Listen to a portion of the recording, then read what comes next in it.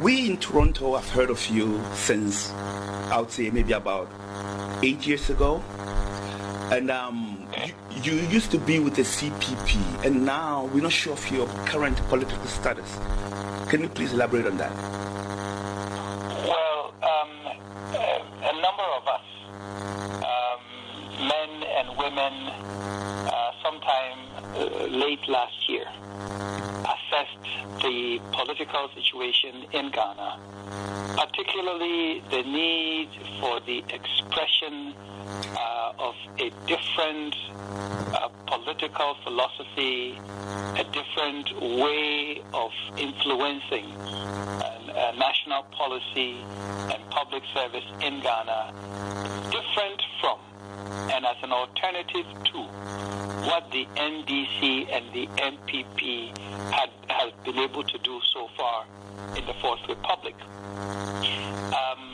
Some of us were from the CPP, others were from other political leanings. Some had never been in politics before. We all got together and realized that it was necessary to start something new, something different that will meet that objective. And that is how come I left the CPP on December 28th of last year. Other people didn't have to leave anything because they were not part of any existing political party. So we all got together, a number of us as founders of the Progressive People's Party, first as a movement of people with like mind, and then based on consulting the Electoral Commission, became imperative that we conform to the regulations of the political parties law and start a political party officially. I see. And so, currently, what is your relationship with the current leader of the CPP, Sania? The CPP is part of my past. Its history, as far as I am concerned. I have moved on with the Progressive People's Party. And so those kinds of questions, for me, they don't arise. The CPP, as far as I'm concerned, today is another political party, just as the NDC is, just as the PNC is, just as the MP.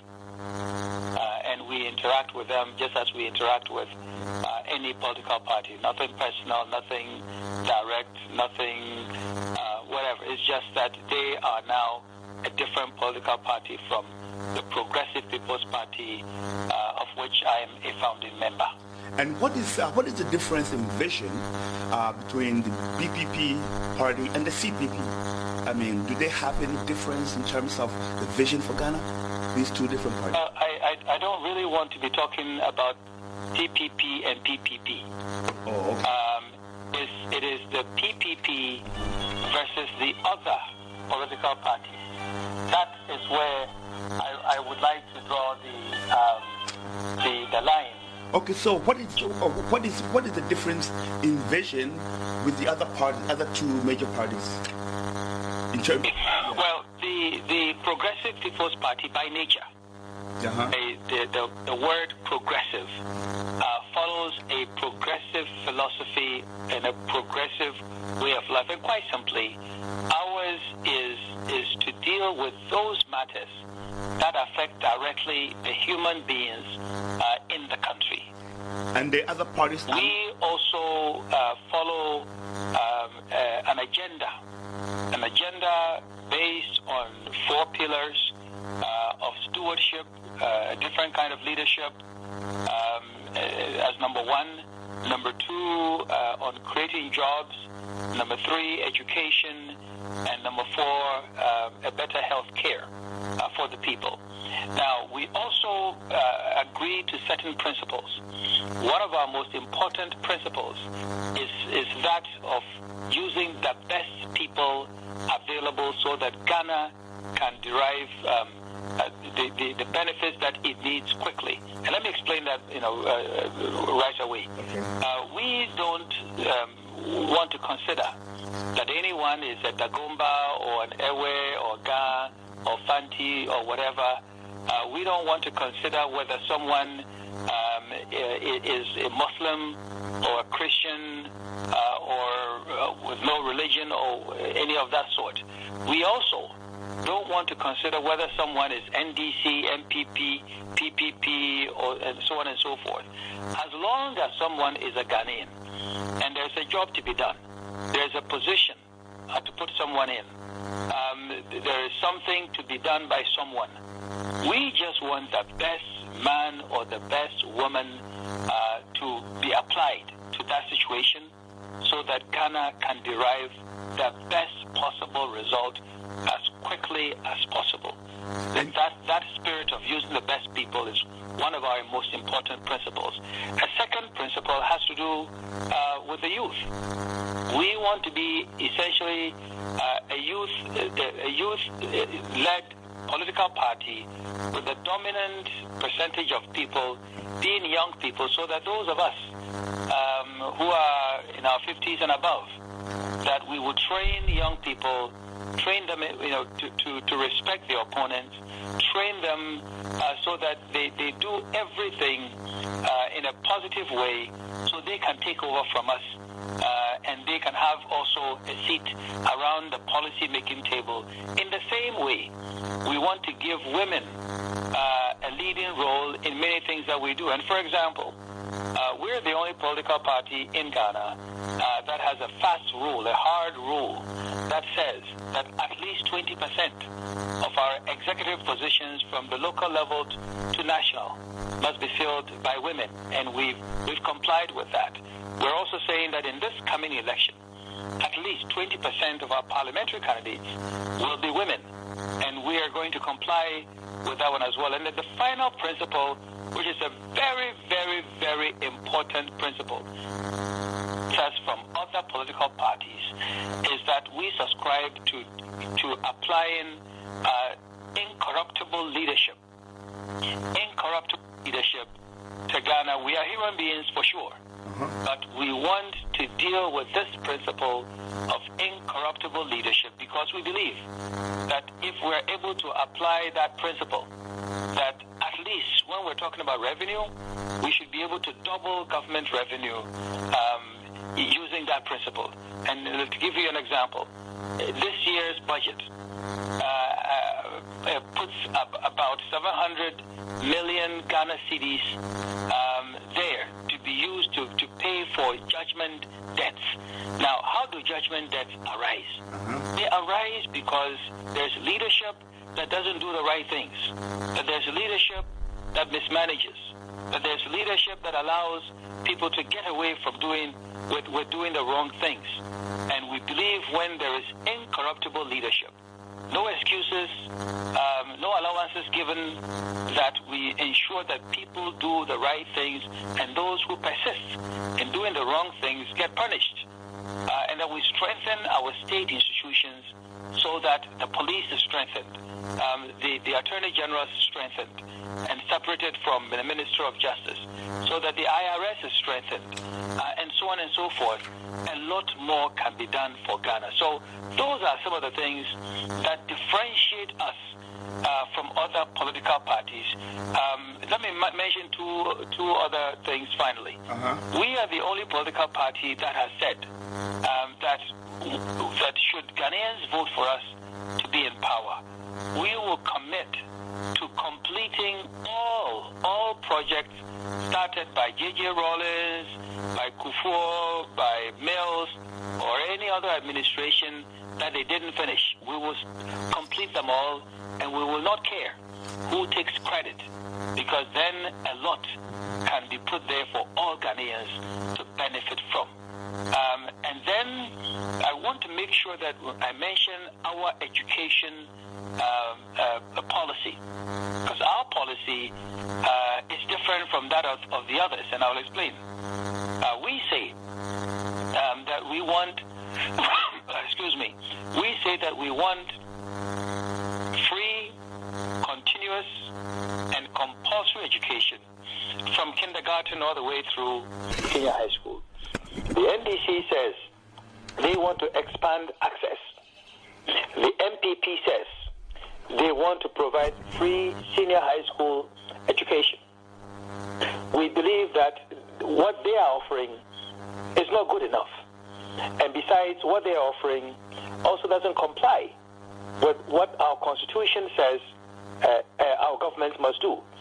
Indeed, if you go to Chapter 6, Section 38 of the Constitution, Chapter 6 is where you find the directive principles of state policy. And there it says very clearly that we must have free, compulsory education. And it's not just basic school. It also goes down further. And in other areas talks about vocational education, it talks about secondary education, and so on and so forth. Nobody wants to talk about the compulsory aspect of education. But I'm sure that in Canada, as I know in the U.S. in particular, that children must be in school, through high school. I lived in a community in the U.S., and I did attend the final year of high school. And I know in that small community, the sheriff had a duty to make sure that children were not walking around who were supposed to be in school. Compulsory nature of education is very necessary. So there are a number of things that differentiate us from other political parties. And then my last point on this is that I am the only one running to become president who has said openly to our people in public that if you go insult somebody, if you go cause injury to someone, if you go disturb the peace, particularly as we're doing biometric registration or as we're beginning a campaign, we will be the ones to give you up. We will not wait for any law enforcement agency to come and harass anybody, and that we will conduct ourselves with discipline and show respect to our opponents, even when we disagree, even when we are showing what is it that we can do versus what others will do. And my position is different from the all-die-be-die thing that Nana Akufo-Addo has been persisting in talking about, which doesn't help. It is also different from the taking no responsibility position of President Mills, who gets up and says that I'm not a policeman, I'm not a law enforcement officer, I'm not a prosecutor, and so wants to get away with the injury caused by his people and the damage that is being inflicted on others by people in the NDC. As leaders, we must understand that everything ends with us. It starts with us. The buck stops with us. Okay, Doctor. We must take responsibility for the actions of our people. Okay, Doctor. So, if you are elected today, what would be the very first 3 things you're going to implement to help Ghana? Well, they're very simple and very quickly. Mm-hmm. I've already said to you that we're going to take an inventory of all existing projects. Okay. And then we will begin completing them. Number 2, I've said also to you already, free, compulsory, continuous education, which means building more schools, building better comprehensive schools, motivating our teachers, making sure that they have housing, not just for those in secondary schools, but from kindergarten all the way up. And then cleaning our environment. And that is the only way we get rid of malaria. It's the only way we get rid of cholera. The only way we get rid of guinea worm, and so on and so forth. Cleaning our environment. Those quick things. Those are the things. I said quick things, but I should have said the first things, because they will not be quickly dealt with. They are matters that we must start very quickly and persist and continuously implement measures to ensure that our environment is clean, that we all bring discipline in how we treat the environment, and ensure that our people will become a healthier people, so they can all participate in ensuring that our country becomes prosperous. And so the very first three things you're going to be doing when you come in power will be to complete all projects by President Rawlings, President Kufuor, and the NDC government. The second will be free education, and the third will be clean up the environment. Fair enough. Let's clean up the environment so we can, those preventable diseases, we can get rid of them. Absolutely. But you see, it all comes within the framework, as I've already mentioned to you, of incorruptible leadership. There's incorruptible leadership. You see, when a leader is not afraid of institutions, you can have incorruptible leadership. And let me just explain that very briefly. I want to ensure that we separate the office of Attorney General from that of the Minister of Justice. Minister of Justice becomes the legal advisor to the President. But the Attorney General, that becomes an independent office, away from the presidency, away from political choices, so that anyone does anything wrong, they are dealt with promptly. Okay, the politics doesn't get involved, so that with this Wyoming thing and others going around in Ghana, they will not arise. Being an incorruptible leader, you make sure that you strengthen the police and make them as independent as possible, strengthen them, give them the equipment, the facilities, the training, and so on and so forth, so that they can function just as the police function in America, in Canada, and other civilized societies. It also makes sure that if you take the National Identification Project, which I played a leading role in starting, that if we put this National Identification Project as a priority, then from birth until you die, you have this one unique identification number. Now you can build you can build credit information systems. Now you can build criminal information systems. Now people can go and get 2 or 3 or 4 different passports. They can't go to a bank A, get a loan, not pay, go to bank B, go to bank C, and destroy our financial system. The discipline that needs to come to society will come from incorruptible leadership, a leadership that is based on example. And part of incorruptible leadership says, I will make sure we change the Constitution so that the provision that says that the president should not pay tax will be removed, so that by example, the president of the land will pay his or her tax first and then challenge the citizenship, the citizenry that is there, for them to also follow the good example and pay tax. I see. Doctor, before talking to you this morning, I did read a little bit about your background, your bio, and I noticed you have a very lucrative job in the States, and then you decided you were going to go to Ghana for politics. Why did you make that drastic change? Well, first of all, I didn't go to Ghana initially to do politics. I went to Ghana to engage in take the consultancy business that I was part of with the Deloitte and Touche to Ghana and to Africa, which we did successfully. And at some point, I became the chairman of the board for Deloitte and Touche for the Africa region. Oh. And it was something that I felt that I could accomplish all the things humanly possible in America, but if I didn't do anything in my own country, then I wouldn't have done much. And so I luckily for me, I was able to reach the highest level in my profession, which is partner with Deloitte and Touche in the U.S.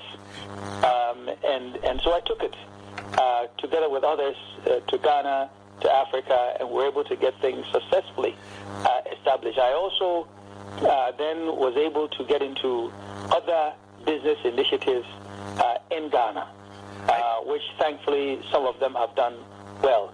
But you see, my father taught me that public service is something honorable, that as an individual in the private sector, I can do something and maybe 1,000 people benefit. 2,000 people benefit directly, or 3,000 people benefit directly. But if you're in public service and you do something great, something wonderful, millions and millions and millions benefit. And if those of us who believe we can do something positive also don't do it, then the wrong people get into office, and then the result is that millions and millions and millions of people suffer. I see. That's why I got into the politics. I see. I'm talking about Deloitte and Touche. I was also a consultant for Deloitte and Touche in Toronto for about 7 years. And I couldn't really put together how you came within that transition, going to Ghana, establishing Deloitte Africa, and then into politics again. What was the turning point for you while you were in Ghana doing your consultancy, get into politics?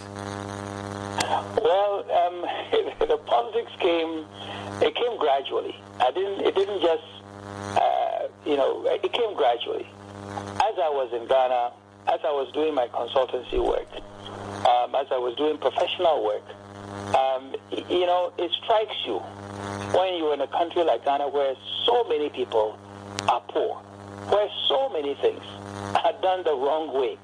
And when I was consulting for government agencies, private sector agencies, I could figure out how you do well professionally, how you become successful, how you make money. I could figure that out, and we were doing it. But then we turn around and look, and you see tons and tons of opportunity, and also many, many things going on that were not going on right. So I decided to get involved directly so I can help change the course of events and whatever in Ghana. What was the first thing you did? I started at the lower level. I went to become an elected member, to seek election to become an elected member of a district assembly where I come from in Elmina. Okay. So I started from the bottom up to learn the situation, to learn what can be done, and to study the feasibility of wanting to bring change in the way of life in Ghana. And so what would be your advice to maybe people like me or others who are very professional in what they do here, and then thinking about going to Ghana and perhaps going into politics to help like you did? What is your advice? Well, first of all, you have to be good in what you're doing. Okay. You need to be a good professional, or whatever business that you're in, you've got to seek excellence. That it helps, because if you're not seeking excellence where you are, it will be difficult to want to translate it into excellence in Ghana, even in the private sector in Ghana, because there are many, many challenges there. And you must understand that you will face problems of all types. So persistence is an important thing to keep in mind. So once you have those things and you have something to offer, my point is that if you go to Ghana and you are in Ghana and you are doing something good in the private sector, by all means, you will be helping the system. You will be helping the economy. You will be helping your country. So that by itself is positive. But then if you want to get into politics, you must have an open mind. And you must want to get into it just for the sake of public service. Because I tell people that if you're going to go into politics to get your house, to get your car, to get your TV, and so on and so forth, you're in the wrong place. Eventually, you may even win an election, but you will not succeed. You will not be happy, and you will not leave a good reputation. So it's important to ensure that we go there only to serve and not to get what we couldn't get outside of politics or outside of government. So how can somebody like me join your party and represent a constituency in Ghana while I'm a Canadian citizen and I live here, but I'm willing to go? What we ask people is to get involved. We are a new party. We are an open party. We ask people, we have a number of ways that people can get involved. We've got a website, pppghana.org, that people can go there and register to be a member. We are on Facebook, that people can go and register to be a member. We have people representing us in Canada, in the U.S., and so by getting involved either through the Facebook or through our website, you can become a member, and then you can indicate to us your area of interest. And we have people following up on anyone who shows interest so that they can indeed participate, because we want people who will share ideas, who will help us formulate positions on anything from the economy to energy to education and so on and so forth. We want people to help propagate our political platform. And then we want people who want to learn in politics in the right, positive way. We want people, for example, as I'm speaking to you, there's a lady from the U.S. who has come and is going to become our candidate in the Asante Achim, that is the Konongo area, in the Ashanti region. There's someone who has come from the UK who is going to become our candidate in the Fantiakwa district. And just as I left Ghana, someone has come that has registered from the Netherlands who is going to become or wants to compete, because where he is interested in, there are two other people who are interested in becoming parliamentary candidates on the ticket of the PPP. So there are a variety of ways that people can get involved. Of course, we want people who like, anyone who likes what we say, who reads and likes what we stand for and wants to help us. You have relations in Ghana, you have friends and family in Ghana. We want you to encourage them to join us, to support us. Those who can also financially, politics involves money. We want people who can help us to also contribute, because we are doing it through our membership. It is our members who are making contributions, big and small, to help us. And in a very short period of time, the Progressive People's Party is in all the 230 constituencies, in all the regions, setting up office. It is. You can't go anywhere in Ghana today and not see a signboard or some visible something that shows that the Progressive People's Party is there. Okay, Doctor. In a couple of hours, I see a couple of hours. In about an hour, we are going to do something that is new in Ghanaian politics. That is, we're holding a tele meeting with all of our 230 constituency executives, all of our 10 regional executives at the same time. And I'm sitting here in Washington, D.C. I'm going to be addressing them. They will have the chance to ask questions. And we're finding different ways, innovative ways to communicate and propagate our ideas and get our people motivated. Okay, Doctor, now that brings me back to the point of, for example, if I am a Canadian citizen, meaning that I did renounce my Ghanaian citizenship, how do I become a candidate? I mean, can I become a candidate? If you are a citizen of Canada, you cannot become a candidate. The only way you can participate directly that way if you went to become a dual citizen. Okay, but then is that possible today in Ghana? In Ghana, you can become a dual citizen. I know people in the U.S. who are dual citizens. But what I heard was the dual citizenship process has been suspended as we talk today. I will have to check about the suspension part, but the law makes it possible. I know people who are dual citizens who carry both the Ghana passport and the American passport or the British passport. I know that there had been some interpretation by the former Attorney General Martin Amidu, and he stopped the process. But there is no way in law that anyone can stop the process. And so I need to check into it to see whether they have physically stopped issuing a dual citizenship status to people. And if that is the case, then we must mount a legal challenge to it, because as far as I know, what is in the Constitution, the change that was made is very clear.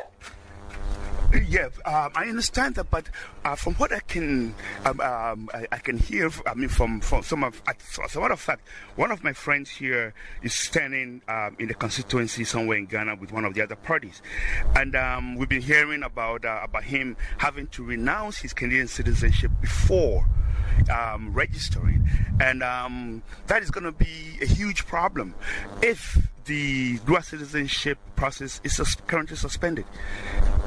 Well, let me tell you what I will do. I can't speak for anybody else, but for me personally, I have lived in America, had benefited from, as I said earlier on, I went to 12th grade in America, did all of my education to the PhD level here. I studied, I lived and worked, became a partner in a firm like Deloitte, and look at where I am, making a contribution in Ghana. My point is that I want our diaspora Ghanaians to be able to fully participate in all facets of Ghanaian society. So if you go to, we have what we call a political platform, essentially a 10-point agenda, and one of them says that we will establish formally not just a diaspora secretariat, but actually find better ways of immersing or bringing back Ghanaians in the diaspora so that they can participate fully in Ghanaian society. And that means being able to vote. That means being able to hold public office. That means an easier way of buying homes and getting jobs and so on and so forth. So my mind is very clear. So whatever it is that's going on now, that doesn't allow that to happen. We will change it, because I am a living example of somebody that had immersed himself fully in American society and has been able to go back and make a very, very positive contribution to Ghana. As I'm speaking to you, my companies in Ghana, we employ over 3. I have one of my companies, which is a banking institution, is in all the 10 regions of Ghana and has 48 branches and offers employment to almost 1,000 people. And I was able to do all of these things based on what I had acquired back here in America.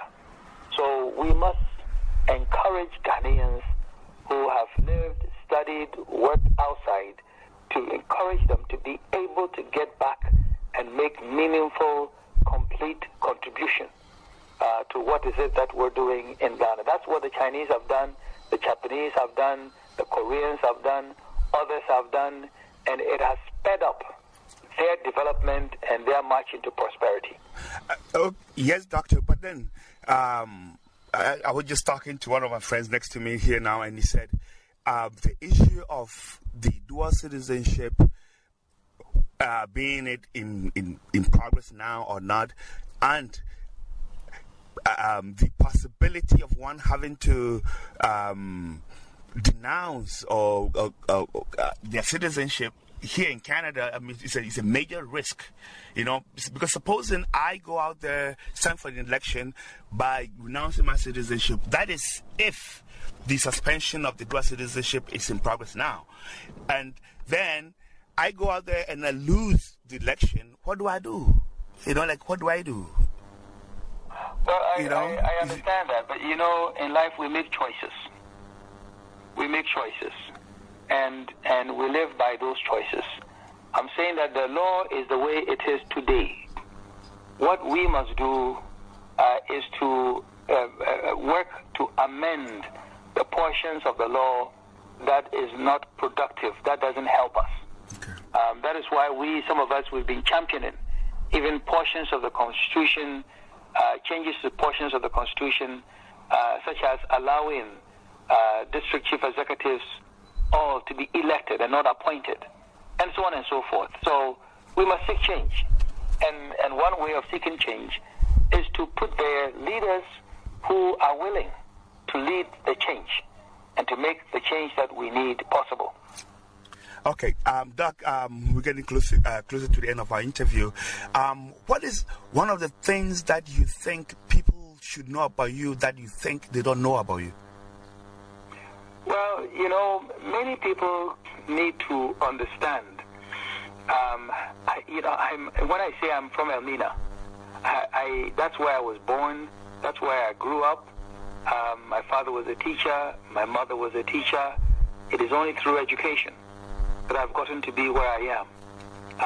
So I've come from ordinary, humble beginnings, and I want people to know that I didn't just get to where I am just by magic or just one day. So I offer my own story, my life story, as reasons why Ghanaians, we should continuously seek something better for everybody, because you don't know who will turn out to be someone who will make a much, much even better contribution than I am able to make today. And the important thing also is that, I am able to do politics today in Ghana because I have been able to carry things out in my life. And so I luckily and thankfully, I have a good family life. I believe in my faith and practice my faith. I've done things that, again, thankfully have been successful in the private sector. That is what allows me to engage in politics in a way that, I believe in. If I don't believe in it, I won't do it. If I don't think it will make a contribution positively, I won't do it. I won't do something only because, just because it will be an easy way for me to become elected. I won't do it. If it doesn't fit in my philosophy, my way of life, and won't bring integrity and peace of mind, I won't do it. So people must know that for me, an easy way is not necessarily the best way. So I may be in a new political party, but I'm willing to sacrifice and work and work and work and work and continuously send our positive message to Ghanaians. And hopefully, Ghanaians will come to understand that there's a better way. There's a different way that will help them much better than what they've been used to in the past. Okay, Doctor, we get into the final note now. So, what is the final message to Ghanaians living in Toronto or in Canada at large? Well, Ghanaians living outside, I just want them to keep focused on Ghana, because no matter what anybody does in Toronto, in Canada, and in North America, your background is still in Ghana. If Ghana is successful, if Ghana is prosperous, you may even live the rest of your life where you are, and you will still have a better pride as someone who originated from Ghana. So we must all be interested.